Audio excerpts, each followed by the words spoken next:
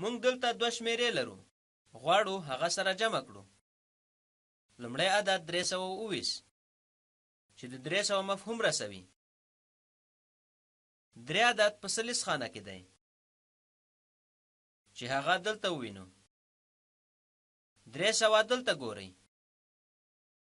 هر یو دغه مربع له سل څخه استازیتوب کوي.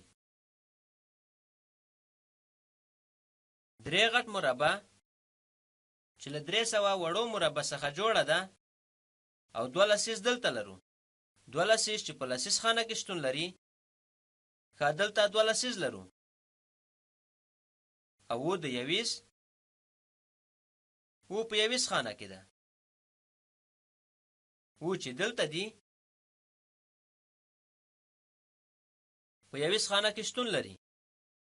و د یویز دلته اوس 3 سلیز 2 لسیز او د یویز یا هم 320. اوس دغه له 251 سره جمع کوو او یا هم بل ډول فکر کوو. زه غواړم له 2 زر سره جمع کړم ځکه چې په ثلیث خانه کې ده. 2 د ثلیث، 1 ثلیث 200، 50 په شان د 15 لسیز ده. 15 د لسیز په خانه کې شتون لري.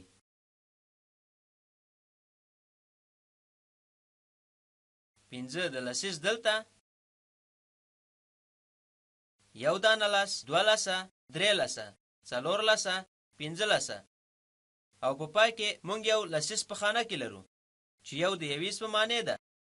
تاسو هغه دلته کتلی شئ. دغه یو ده د یویز یو. اوس ویډیو ودروئ، دغه سره جمع کړئ.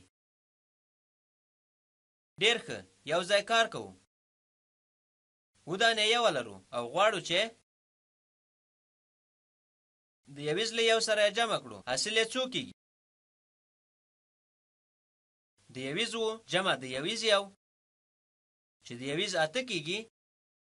تاسو دغه 8 د یویز دلته لیدلی شئ. ښه 8 د یویز و جمع 1 مساوي 8 کیږي. د لسیز خانې ته ګورو. مونږ 2 لسه لرو چې هغه له 15 دانې لسه سره جمع کوو. پایله یې 2 دانې لسه کیږي. 2 لسه جمع 15 لسه مساوي په 2 دانې لسه کیږي. اوس نو که 300 ولرو هغه له 200 سره جمع کړئ. مساوي به څو کیږي؟ دغه پایله مساوي په 500 کیږي. تاسو دلته 15 دانې سلګون ګورئ. 15 په ثلیث خانه کې دو. 320 جمع 251